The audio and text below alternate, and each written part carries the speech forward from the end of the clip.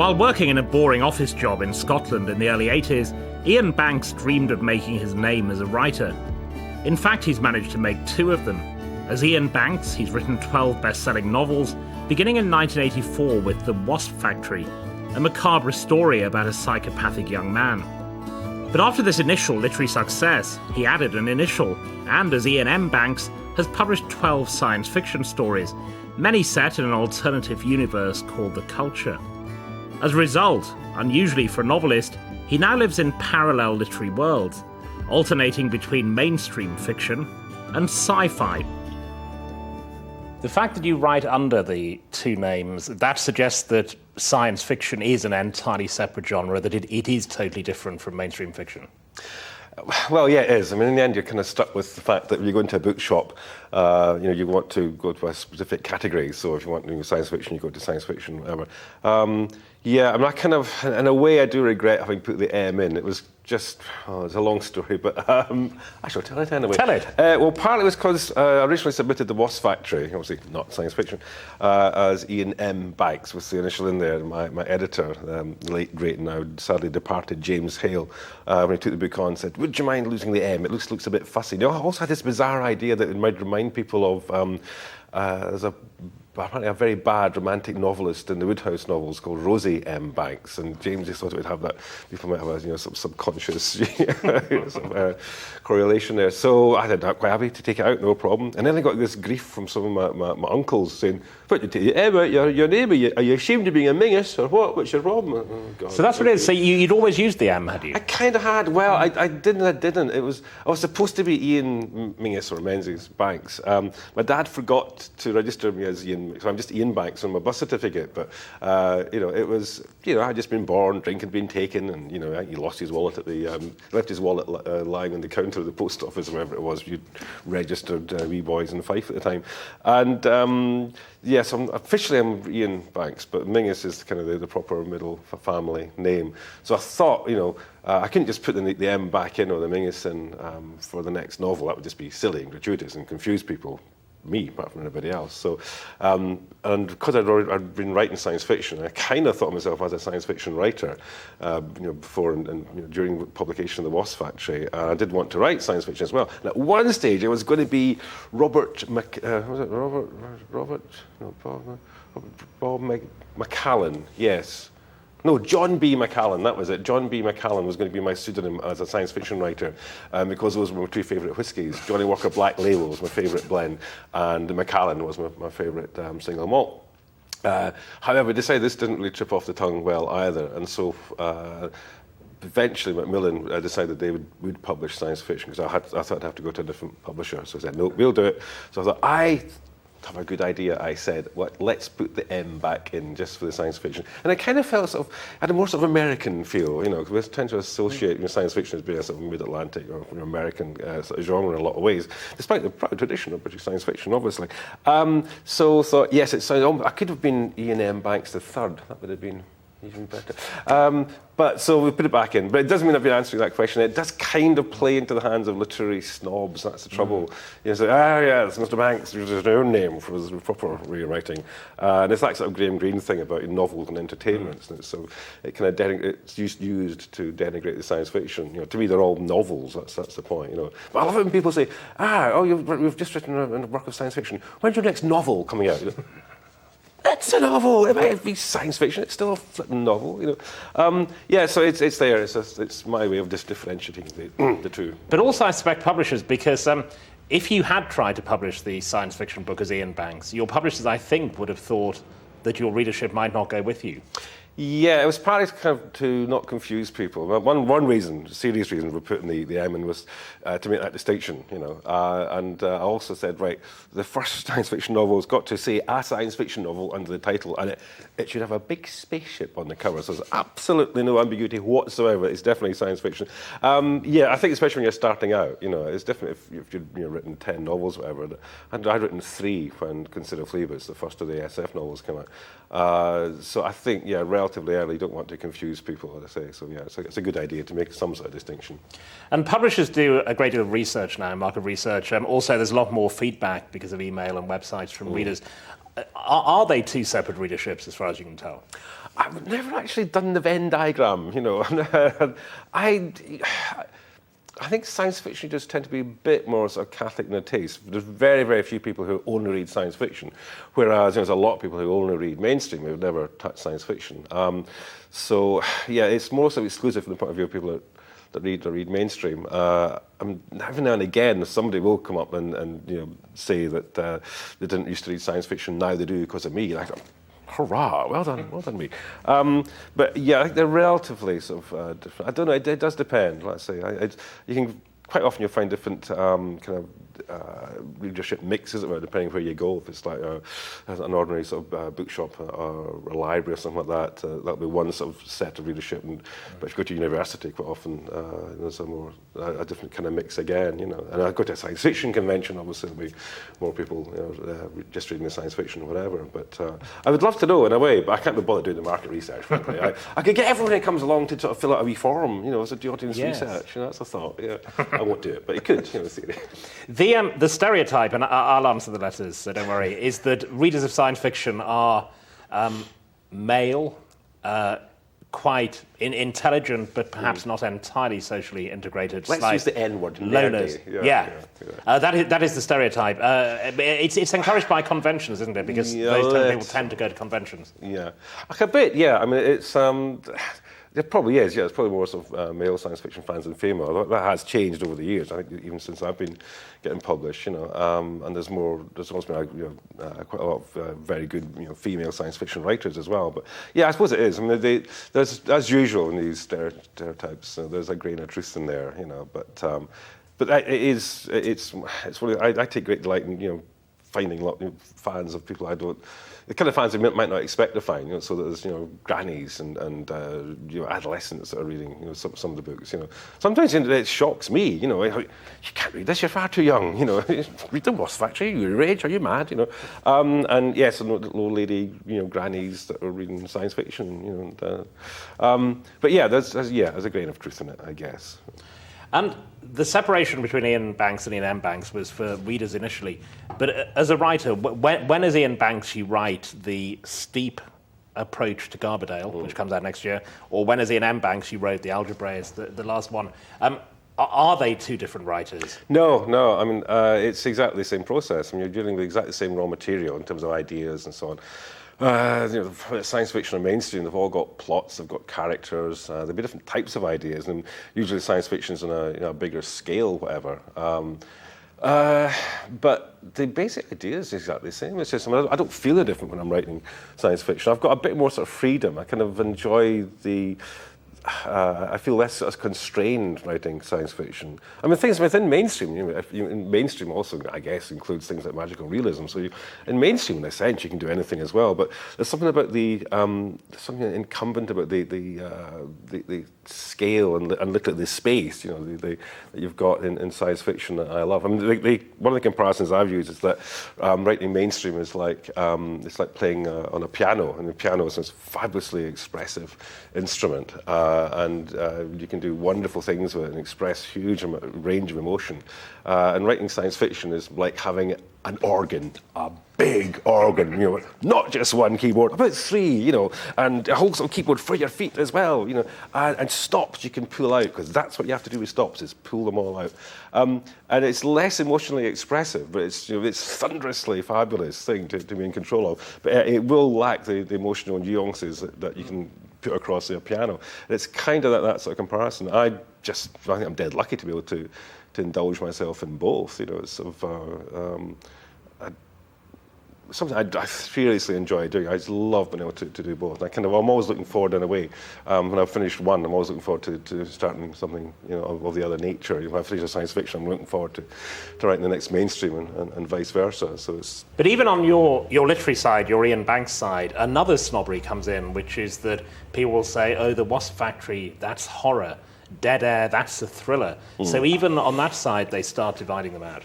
Yeah, there's an element of that. I mean, you know, I court this because that's what I was trying to do. I mean, The Crow Road, That was my attempt to do a family saga, unashamed, why the hell not? Complicity was my attempt to do a thriller, and as to an extent, well, Dead Air I described as a polemical thriller, a political thriller, because it was so much of pontificating basically by the character, basically me. And The Wasp Factory was never really meant to be. I didn't really say The Wasp Factory is a horror novel. It was meant to be a black comedy, and I was kind of thinking about some of the works that had been produced up to that point by, say, Martin Amis and Ian McEwan, and I think when I first submitted it, it first went to their publishers. I think one was definitely Jonathan Cape. Not sure if I can't remember if they were both published. With they Cape, were, yeah. That was kind of the obvious sort of first port of call, because I knew it was kind of, obviously and hopefully it would be different from what they'd written, but there's a kind of a similarity there. So I didn't really think of it as being a horror novel particularly, but apparently it was, So I don't really mind. It doesn't really bother me. But yeah, I know what you mean. Yeah, there's a kind of snobbery there as well. But even calling it snobbery in a way is being a bit sort of pejorative. It doesn't really bother me, And I think that, and I guess I've got a readership that tends to, accept I'm going to be doing vaguely different things each time. But on the other hand, there's a lot of stuff I haven't really done. There's so many other categories. I don't mean facetiously like erotica or westerns, but I haven't really done a magical realist novel or I don't know. I mean, a lot of that sort of stuff might require research, and I tend to try and do as little research as possible. Although Crow Road begins, it was the day my grandmother exploded, which is fairly magical. That's what realist. you call playing to the gallery. That is, that was me. I'm basically right. I don't think they tell you in writers, classes or whatever. They say start with a good punchy first line. That's me going right. Watch this. Hey, yeah. I mean, that was. I mean, it has got a kind of serious point. I mean, the idea behind Crow Road was that very first line and the whole first chapter. It's meant that it's the day my grandmother exploded. What? I've got to explain, But it does. It's because the pacemaker's left in, and so in the crematorium she does kind of explode.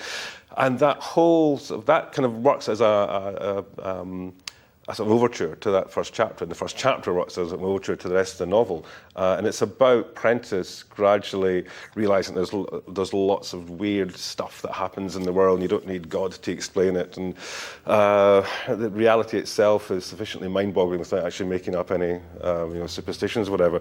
So there's a Bildungsroman sort of aspect of it. It's also a novel about ideas and about someone having gone back to religion and then abandoning it again. So there is that feel that you get a line like that, it could just be gratuitous, but it actually is meant to do proper work in the context of the book as well. That's my excuse. I'm sticking to it. We'll talk more about the books later, but we'll go to the 30 years before you were published now. Childhood, we talked about literary categories. What categories did you read in childhood? Oh, voraciously, pretty much anything. I found science fiction when I was about 12, 13, I think. But up to that point, anything. I was a big fan of Biggles, Captain W.E. Johns. Oh yes. And then Alistair MacLean. I loved Alistair MacLean's work from not the latter novels. I kind of gave up by then. But I like thrillers. Just about anything, I read pretty much I could get my hands on.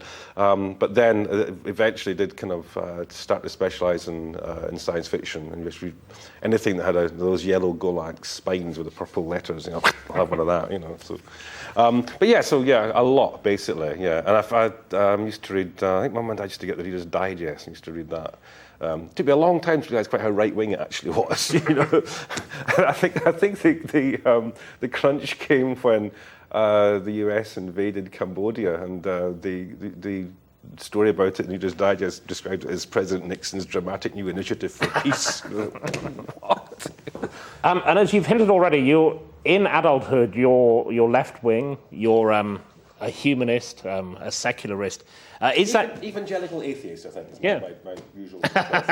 Is that a reaction against what went before? Was your childhood, was it conservative, Presbyterian, or whatever? Not really. No. I mean, in terms of sort of religion, my mum was, it still is, religious, and I got dragged along to church for a while to realise it was it wasn't compulsory. There was not actually a choice involved. I remember thinking, obviously dads don't go to church, and I remember seeing these guys in church, and I thought, that's so-and-so's dad. So one day I said, Dad, why don't you come to church? Dad said, because I don't believe in God. I thought, you mean there's a choice, you know? And so actually coming from a line of atheists, my grandfather, my paternal grandfather, he was an atheist, so was my dad, and so am I. So, although not having any children, that's kind of stopped now. So, And did you resent or enjoy being an only child? I loved it. It was great. You know, I've never resented it at all. You know, not that I can recall, unless I've managed to edit this out. But no, it did. I mean, to be perfectly honest, it meant you got all the loot at Christmas. You know, if you found a present underneath the stair, you knew it was for you. You know, Lego, excellent. You know. So and I never really sort of felt deprived. I did have lots of friends and my cousins and so on. So in some ways, it was the best of both worlds in a way. You know, I think I kind of assumed that, you know, in some ways it would have been nice to have had, you know, brothers and sisters, but I never really sort of missed it. But I always assumed they got on quite well. And then it's only in later years I realised that there's a lot of brothers and sisters and whatever, they fight like cats and dogs. It's terrible. You know, they hate each other. Usually they, you know, come to some sort of, you know, realisation they do actually like each other in later life. But at the time, there's all this sibling rivalry. I didn't realise how vicious it was. You know, I haven't talked to people later. I'm glad I missed out on it, quite frankly. You know. And because of the Wasp Factory, a lot of people tend to think that you were an intense loner adolescent experimenting with insects in your bedroom. Were you? No. There's elements of the Wasp Factory that are sort of grounded in my sort of character, whatever. I did used to make kites, and I still to this day like making dams on Highland beaches. 5, 4, 3, 2, 1.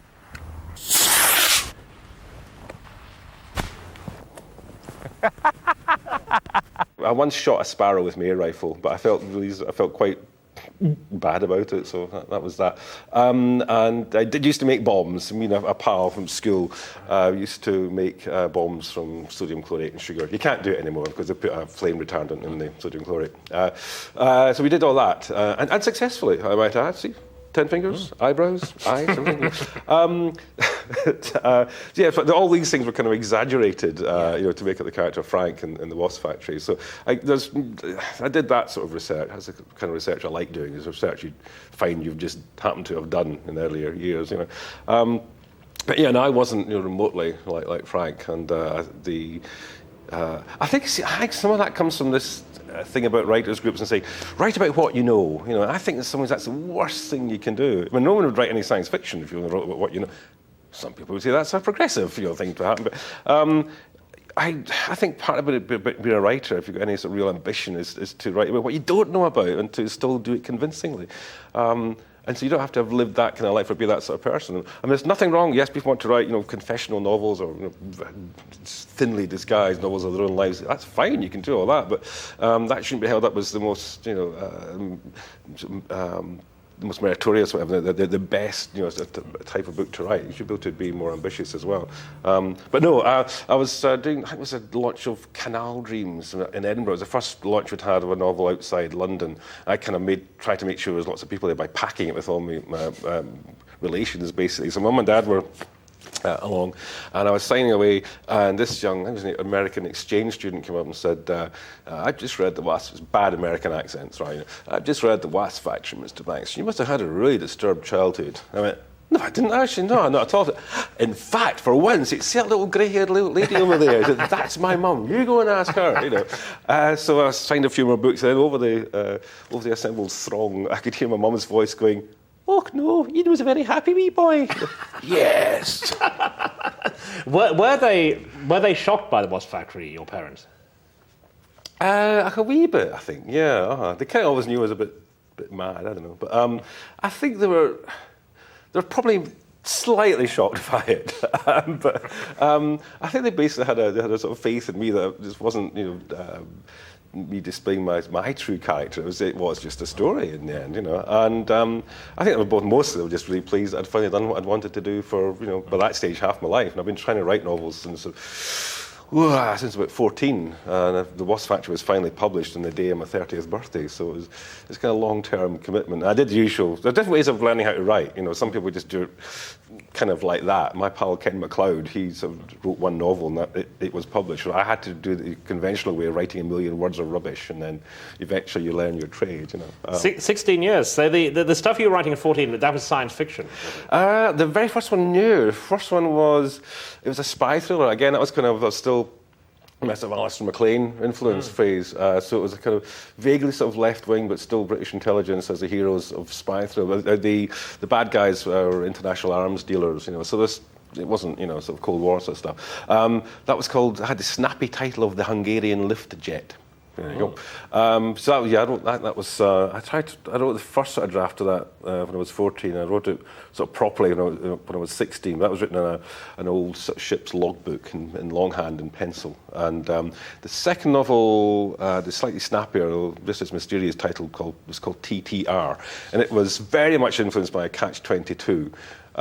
Joseph Heller, and also by a novel called Stand on Zanzibar by John Brunner, SF writer. Great SF novel. What did TTR stand for? It actually in theory, it stood for the Tashkent Rambler. Anyway, so that was a sort of near-future satire, near-future satire. And it was set, there'd been a Sino-Soviet border war that hadn't gone nuclear. The Americans had come in on the side of the Chinese. They'd taken over Mongolia, and Chinese didn't want Mongolia. So the United States of America was going to incorporate it as the 51st state, and it was going to get renamed Mongoliana. Serious critical novel, obviously, as you can tell. And the central character was called Dahomey Brezhnev, and his sort of sidekick was called Doghat Jamahari. And one of the bad guys was Gropius Luckfoot, and his sidekick was called Tos Macabre. Trust me, it looks funny on the page. And do you still have all these novels? I'm afraid I do, yes. I may demand that they're burned in my casket. I thought that bad. I mean, they're juvenilia, basically, But in some ways I'm still quite proud of them, I guess. But they'll never see the light of day, But I was going to ask you that because Philip Larkin, since his death, all his juvenile lesbian novels and all the rest of them have been published. You will take steps to prevent that, will you? No, I wouldn't actually. No. I'm dead. I won't care. Damn it. But. And were you showing these books to anyone or sending them to? Oh God, yes, yes. I had the temerity to say TTR was actually sent to publishers. It was I had it typed out properly and sent to publishers, and they sent it right back. At least one occasion. This was back, when it would be early 70s. And one of the rejection letters said, due to the current paper shortage. Fair enough, so I showed them to all my pals and so on. I always had, and I always talked about it. I also did say, again, you're not supposed to do, just talk about your plots and your ideas to friends before you actually write them, write the books. And again, I've always just done that. Usually, it's bending people's ears, basically. They're usually trying to escape, helps to lock them in, that sort of thing. And from what you said about TTR, the left-wing politics, which have been evident throughout your adult life, they were there quite early on. I think so, yeah. I mean, being Scottish and pretty much sort of working class. Although we kind of the family was always.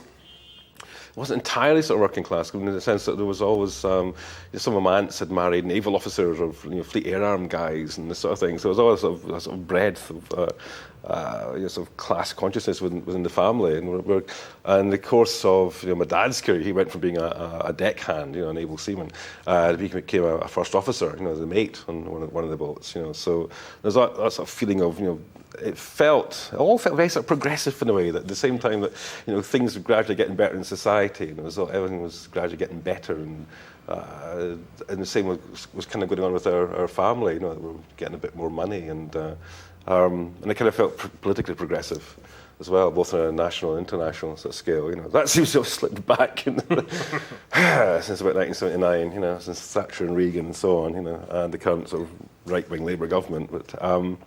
So it's kind of been a disappointment in a way, that it happens. And I've done very well for myself, I suppose would I describe myself as a socialist? I don't know. I'd like to be. I'm not sure I've got the discipline, frankly, I'm a petrol head, I've got several cars and I do love them, but I'm thinking about going green.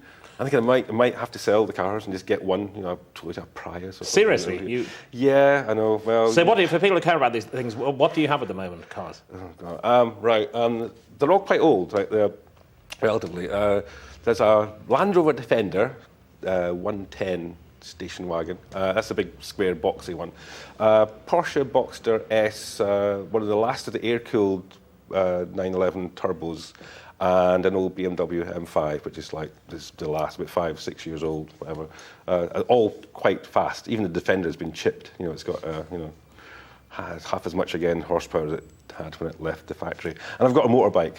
Although I've kind of stopped doing that. I wasn't really getting enough practice on my motorbike. I used to go out on a bike just to get out and, a feeling of freedom. But I've taken up hill walking instead, and I tend to do a lot more hill walking, and the bike just sits mouldering in the garage. The Greens would like the fact you can't go on long-haul flights because you cut up your passport and sent it to Tony Blair. Yes, I did. I got a reply from a minion in 10 Downing Street. Did they send back the bits? Or? No, they didn't. No, they just said, thank you for your passport, Mr. Banks.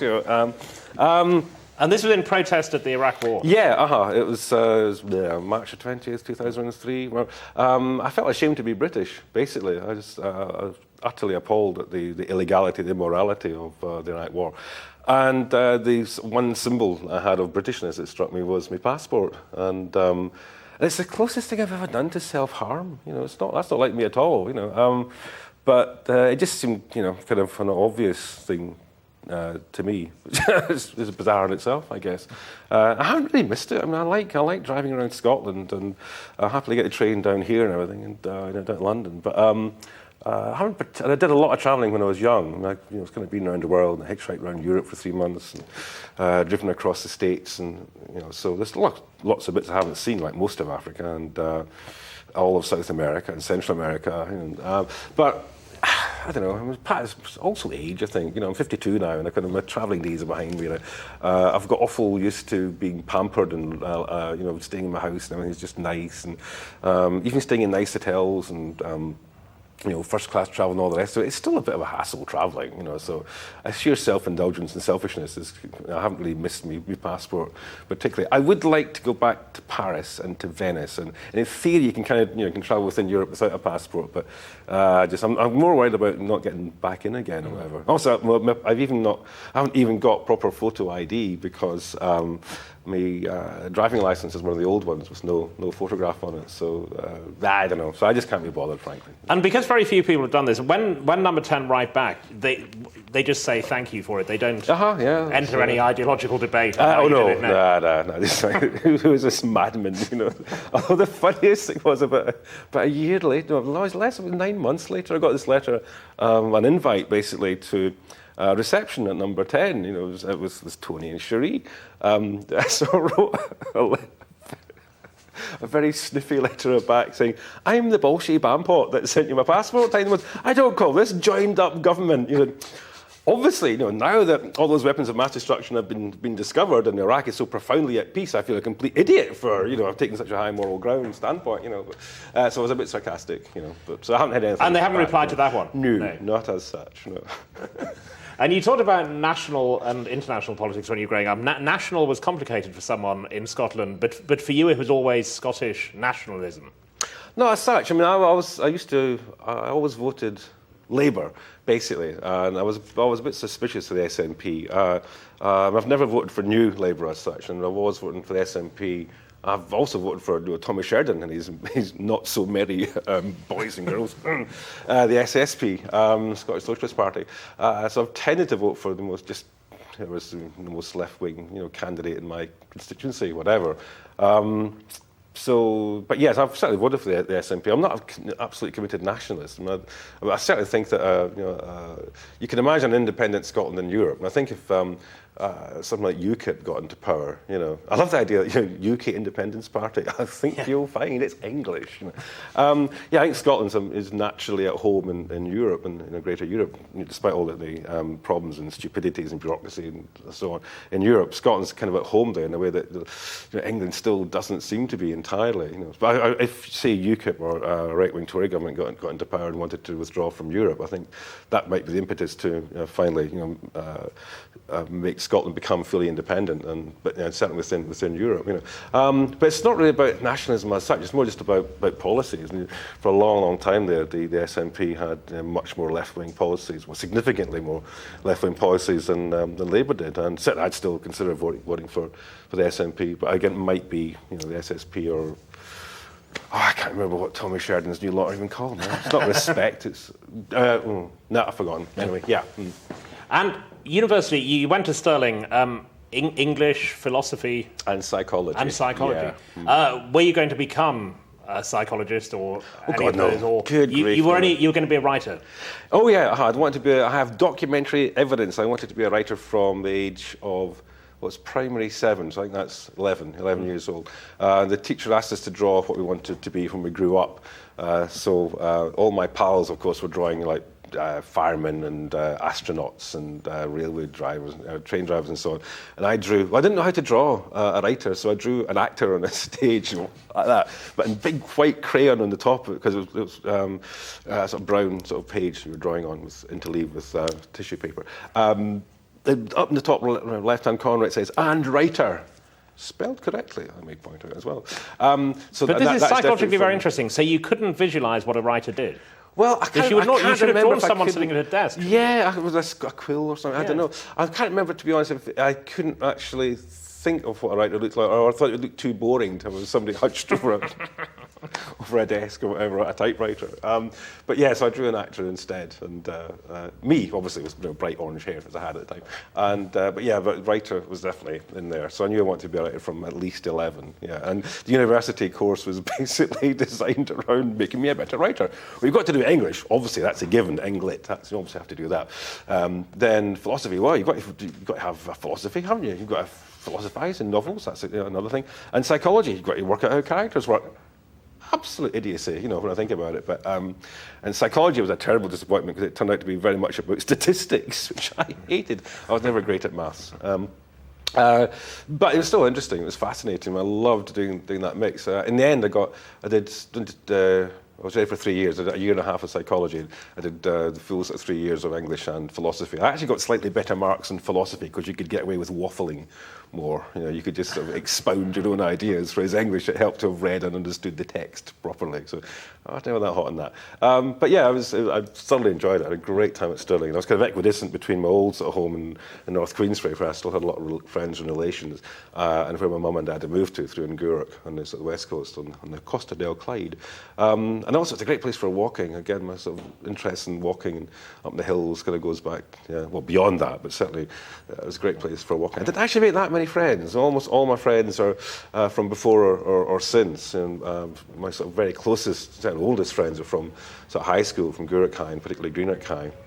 And quite a few friends I've made since through, sort of writing and sort of film industry and that sort of thing. So I wasn't actually that sociable at university. Exactly the time when most people are establishing the most important relationships, I was. I was writing. That's my excuse. I knew there was one. Yes. And torturing insects in your. No, really. No, I'd given up the torturing insects long after. No, that's all in the past. No.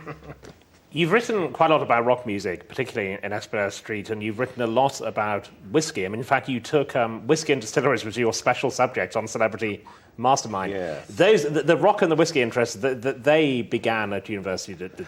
I suppose, rock stroke pop in a way. That goes back even further again, to when I was a kid. I grew up with, I can just about remember, I think it was the first time the Beatles appeared on national television, and I think ditto the Stones, And yeah, so I was kind of interested in music, just. And you were in a band, or? I was never in a band, actually. No, again, it's kind of. It's that kind of individual thing. Again, it's the only child thing that I wanted to be in complete control. And the great thing about being a writer is that it's just about you, Whereas if you're in a band, you had to sort of do what other people wanted to do.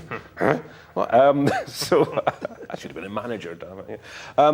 So I was never in a band. I kind of half thought about it, and I might have been a half decent bass player. I don't particularly want to be out in the spotlight particularly, but being the power behind the throne, that would have been okay. So that's why, Weird and Esplanade Street is kind of the way he is. I had to give him lots of, strange characteristics because he had to be a musical genius. And if he's a musical genius and handsome and good with women or whatever, then it would just been boring and unbelievable. So I had to make him extraordinarily ugly and very tall and clumsy and all that sort of stuff as well, just to compensate for him, and the stutter. compensate from being a musical genius. So, but yes, no, never in a band. And whiskey. Well, I went through the usual thing of hating whiskey. When I was occasionally given a bit to taste at New Year by my dad or an uncle, or whatever.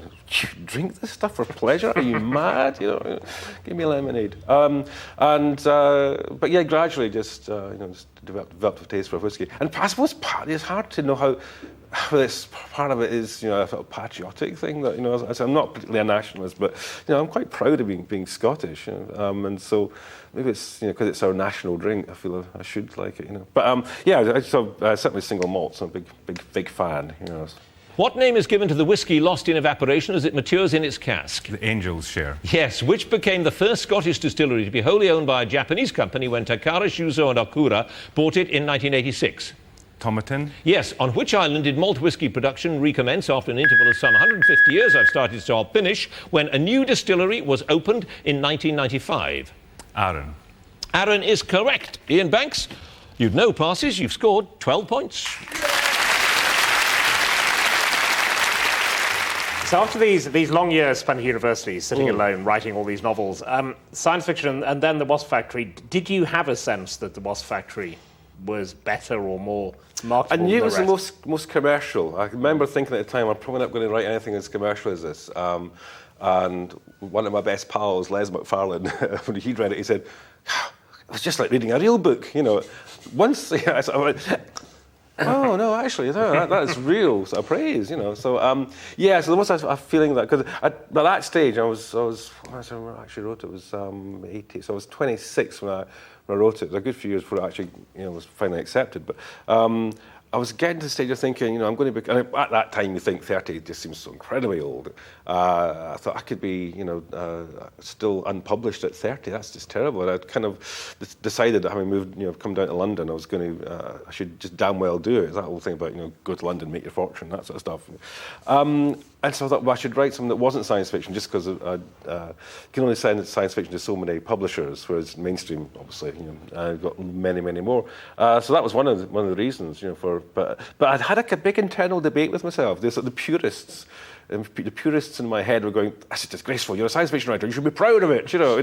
Whereas the pragmatic, sort of say, "Well, yes, one is a science fiction writer. However, if we establish a beachhead, you see, through this other genre, so the pragmatic suits basically won out, obviously, And what I thought was really weird was that some people who I found out later. Who were into science fiction and knew nothing about my sort of background, the fact that I'd written science fiction novels before The Wasp Factory, they just read The Wasp Factory and thought, this guy's into science fiction. Now, I'm still not entirely sure what or how. There's kind of, there might be some... Because it was about a crazed loner. Well, maybe. Now you put it like that. That could be it. I'm too fat. It isn't that bad, and it isn't my fault. I want to look dark and menacing, the way I ought to look. Looking at me, you'd never guess I'd killed 3 people. It isn't fair. And given that it changed your life, The Wasp Factory, what was the... How did it develop? It came into your head one day, or...? There was a lot of stuff behind it. One thing was kind of partly about the nature-nurture debate, and it was also about sort of sexuality. It was also about sort of, weapons. And one of the things that helped inspire it was Greenham Common protests. I remember it was a great... If it wasn't that, it was something very similar. So it was a women's demonstration, and there was just a big banner saying, "Take the toys from the boys." And for some reason, that kind of really sort of chimed with me. And there was something about... I just wanted to talk about weaponry and the male cruelty. And the justification, the self-justification for it. The whole thing about retaliation and escalation and that sort of thing. And there's also about religion. There's also about I was already at that stage, thought of myself very much as a committed atheist, and I wanted to have my say and say, okay, Frank's got religion, it's completely mad, it's just as mad as the rest, basically. I lit the candle inside the skull of old Saul. That orb of bone, holed and yellowing, was what killed all those little creatures who met their death in the mud on the far side of the creek. And it made an impact very quickly. I mean, you were being listed with people who'd published several novels on the basis, in effect, of one book. Was that scary that it took off so quickly? It wasn't scary. It was just a laugh. It was fun. I mean, I definitely took the attitude that any publicity is good publicity. Which, when you've got nothing else to hang on, if you're not, famous for doing something else, whatever. It was. I mean, Macmillan did do quite a lot to sort of give it a good sort of push. They were accused of hyping it, which I'm still not entirely clear what that really meant, but they did do their best to publicise it. That whole thing about any publicity being good definitely came to the fore, and despite there's some really appalling reviews, but in the end even those worked to our favour because we put them into the paperback of the Wasp Factory, and the first 3 pages are just lots and lots of reviews, about 60% of them bad, but it was great. At one point, my publishers took them out. I think it was that stage. It was Abacus, I think, and they reprinted the Wasp Factory and took all the reviews out. And the amount of grief I got from people saying, "What? It's always the same story. I lent it to a friend and I never got it back." It was the flats. It wasn't mine, so I thought I'd buy my own copy. But the reviews aren't there. I got the distinct impression people thought the reviews were the best bit. Which is slightly alarming. So I immediately said to my publishers, "I think we have to put the reviews back." So, although they were what are known as selling reviews, that they were people attacking it as immoral or disgusting or whatever, which is great because people go out and buy it. Yes, shamelessly used and abused, yes. And I remember at the time, I think it's the way in which photographers would take pictures of you, but there was an impression was building up that you were actually quite a sinister figure. I mean, the pictures would look quite scary. I think photographers are always looking for some sort of angle, and I think they sort of heard that the Wasp Factory was a bit, alarming and shocking and so on. I know that my editor, James Hale, when he first, rang me up and said, let's meet. He made sure there was other people there because he was kind of worried. He thought you were a psychopath. He thought I was a nutter. It's autobiography. Oh my God. I think he expected some hulking Scotland. Well, my impression was he expected a sort of cross between Rob Roy and Rasputin to walk into the pub. Hello. And instead I was dressed in a suit. It was fresh from my day job. And my beard was even more impeccably trimmed than what it is now. So relatively normal, really. So that was a relief for Macmillan, I think, at the time. Yeah. And then 1987, we've talked about the arrival of Iain Banks, but the culture, this creation of this world, the decision to do that, how did that come about? It's largely a sort of reaction in a way. I did so much science fiction when I was in my teens. A lot of it I found, although I enjoyed it as a whole, a lot of it was very sort of right-wing and very sort of... it was basically a lot of Americans rewriting the Second World War, but with having planets instead of the Pacific, islands and and then Vietnam. As well, yeah. I was definitely in there, that sort of feel. And I thought there should be... I imagined there was such a thing as the moral high ground of space opera, and I wanted to reclaim it for the left, damn it. So a lot of what the culture kind of became as a sort of civilization was in reaction to a lot of stuff I'd read in a lot of mostly American science fiction. I kind of took less issue with British science fiction, although a lot of it was dead boring, or it's always about some grim, communist future or whatever, which I found that was I was actually reacting against that as well. I was trying to imagine a profoundly socialist future that was brilliant fun, and you just couldn't wait to get to. A lot of it was. It was, in a sense, reactionary. It was a reaction to all these others. I just want to know, that's not how you do it. I want to do it this way. So, and there's a lot of that arrogance you kind of need, I think, as a writer, especially as an SF writer. You just have to say, nope, that's not how it should be done. Here's my view of it, And you just kind of have to have your self-belief. You have to make it work, So, but yeah, so a lot of it, and also just wish fulfillment, So I think, what sort of society would I really like to live in the future? What sort of gadgets and gizmos and alterations to the human, the human body would I like to have, and bang, that's it. That's what the culture's about, And do you think, how significant is it that you're a Scottish writer for you? I don't know. I mean, I think it might have. First thing is, it is an absolute privilege to be writing in English. I remember talking to a guy who was, I think, was the sort of #1 science fiction writer in Norway, and this guy had to have he had to have a day job. You simply cannot support yourself with a population of what was even less than Scotland. I think it was about 5 million in Scotland. I think Norway at the time was like 3 million or 4 million or whatever. And it's because the guy writes in Norwegian. Writing in English is the number one sort of advantage you can have over anybody else. I mean, it is a fabulous language. I mean, it's because it's absorbed so many other languages and words and so on. In a sense, it's a privilege. So that's good. But at the same time, because you're not actually English and also not American, but not English, I think you kind of escape some of the post-imperial hangover sort of thing, And I try to put into the mouth of the central character in Dead Air, you can kind of have it both ways. When you want to, you can say, oh, yes, we were the Scots, damn it, we were the best troops of the Empire ever had. We were right there, we fought your battles, we died. On the other hand, if you want to turn it around and say, oh, God, no, that's Scots, we were the first ones those bloody English actually invaded. Well, maybe the Welsh, but, oh, we've suffered, I'm with you, black brother. Yes, we had the imperialist, thing as well. So you can kind of both, and being Scottish naturally, we do tend to play up to both. But I think it's a bit like being Irish. It's very much your first language, and there's a huge amount of history there. But you don't have to deal with that whole post-imperial thing. I don't know. I'm not entirely sure about this. The English people I meet don't seem particularly bothered about the loss of empire. But you keep reading about it, so maybe it is there something in the national psyche. I don't know. It's almost impossible to say. Supposing my mum and dad had moved down to England when I was young, would I be the same sort of writer? Would I write differently or what? And I honestly don't know. I'm the foggiest. One of the things that Iain Banks and Iain Banks have in common is using their entertainments, but using them as the vehicle for ideas, particularly religion. So your views on religion come out very strongly in The Crow Road. They also come out in The Use of Weapons, your science fiction novel. Oh, yeah, and there's always...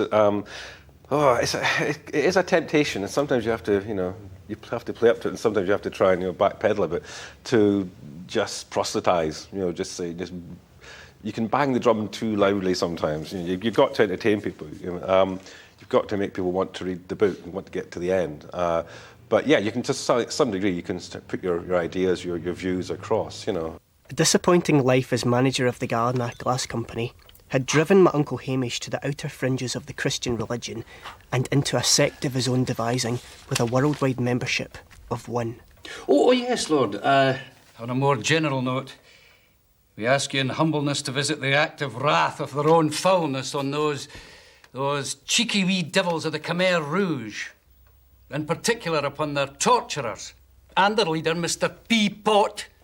May each iota of pain they have inflicted rebound upon their central nervous system with all the agony that they inflicted upon their victims in the first place. Prentice? Maybe we could just put a word in for Salman Rushdie. Once you actually start writing a novel and you have to put across the ideas of people that you actually disagree with, you start to understand some of the complexity and some of the moral worth of their point of view. It's not just, why I hate all those rubbish about that. One of the things I despise most about the whole thing at post 9/11 was Bush saying you're either for us or against us. This thing that's black and white, it just isn't, I think in principle, if whenever someone says you're either for us or against us, you have to be against them, because you cannot support people who've got such a monochromatic view of the world. That they are intrinsically idiots, and they will only lead you to death and destruction. Iain says, yes, pontifically.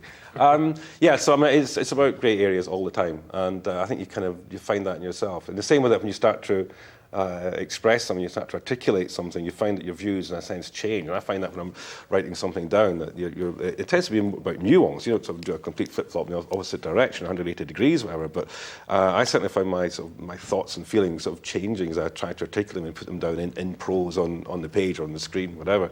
And also, you can't start to understand why people hold the views that are opposed to one's own, that they do. And, that's fair enough. And also, there's also something of humility. I could be wrong. I still have this idea. I detain this fiction that I'm going to die, right, and wake up. And it's like the pearly gates. And it's St. Peter. And he goes, Mr. Banks, you were an atheist, weren't you? Yeah. So, you don't like hot climates, do you? No. Oh, dear. Yeah, so, yeah, I could be wrong. You never know. That's, you have to entertain the prospect. You know. Your writing routine, as I've read it described, and if I heard you say at a festival once, is quite appealing. It's 3 months to write a novel and then 9 months off.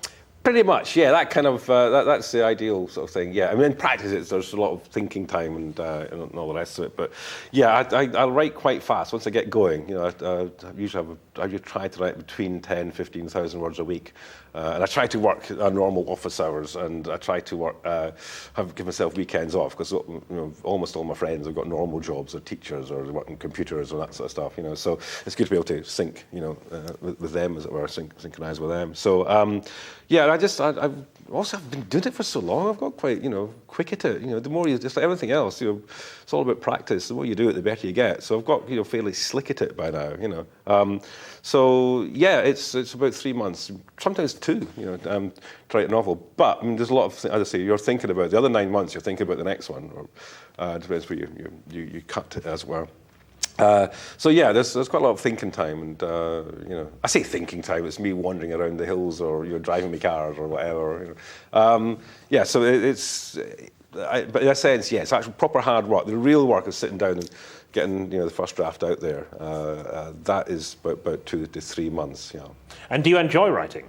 I do, yeah. Oh, yeah. If I didn't enjoy it, I wouldn't do it.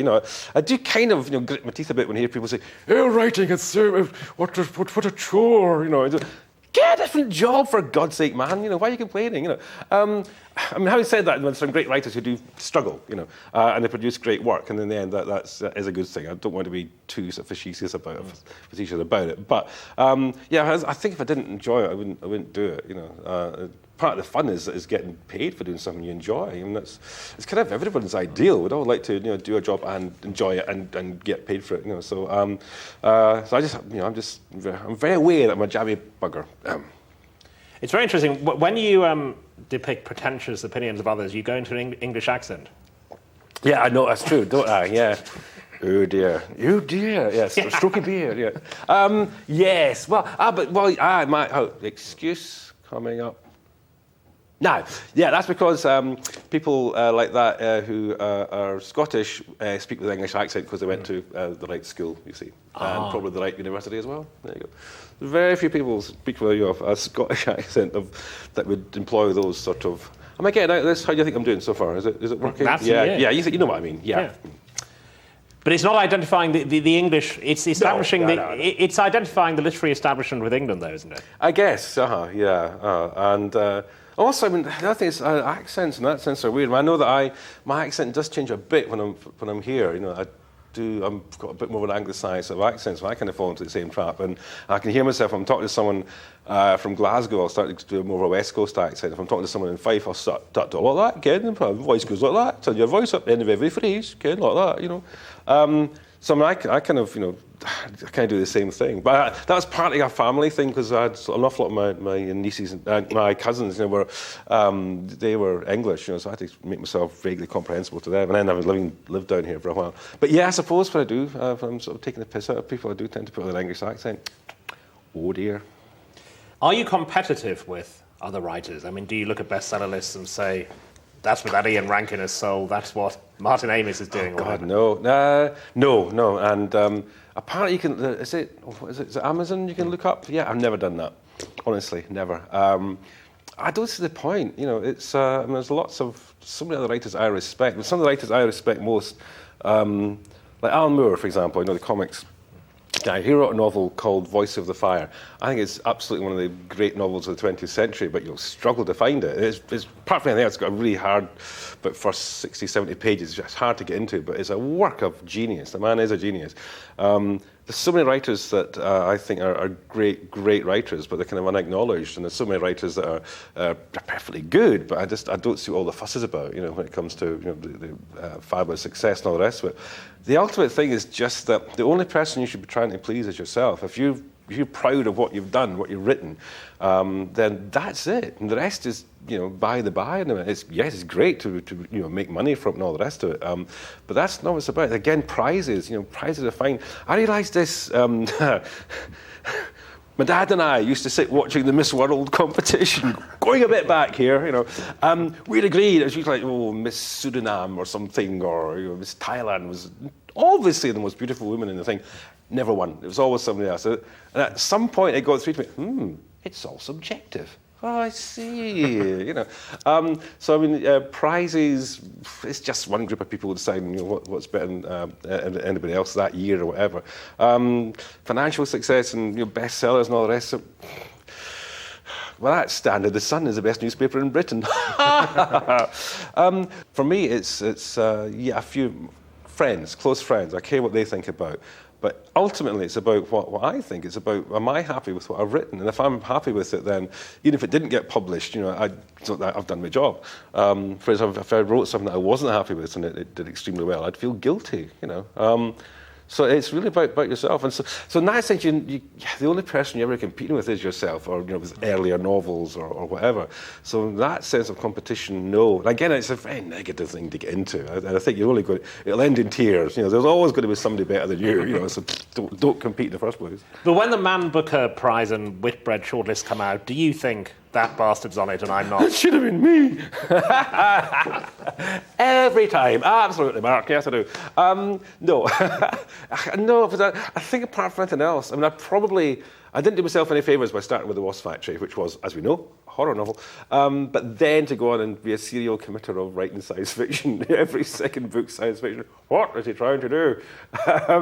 I think it's kind of unlikely. You know, so I'm not really, honestly not that sort of bothered about prizes. I mean, I think the only book that I kind of really wish had got into shortlists for prizes would have been The Bridge, because I still think The Bridge, shaming thing to admit, because, you know, 20 years ago now, it was 86 it came out.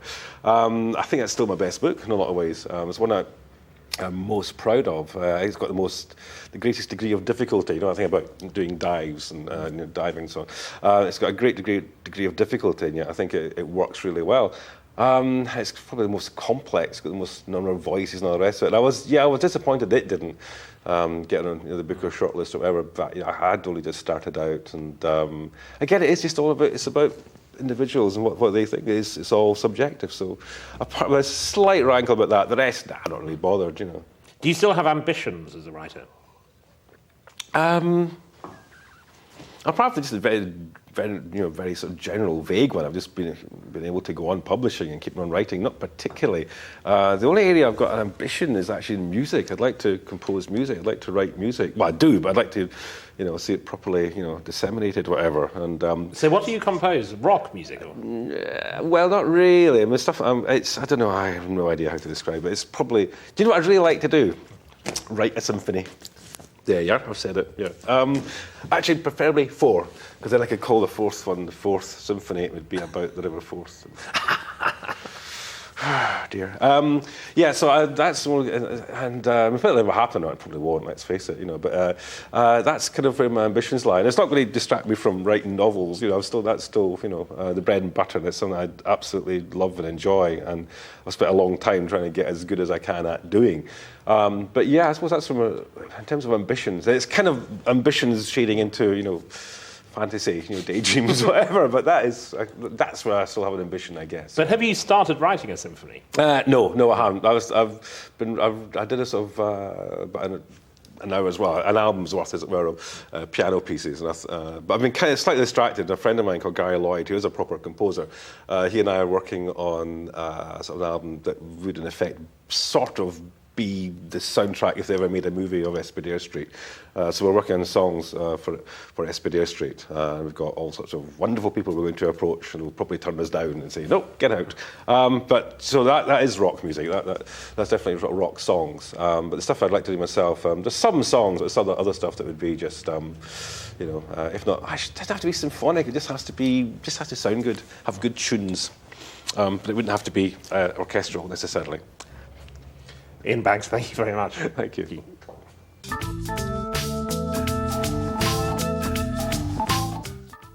Don't miss our 3-part history of British science fiction. You can see part 1 tomorrow at 7. Tonight, the rise and fall of women's football, captured on film. Nation on Film on the international celebrity of the Dick Kerr ladies team. Next.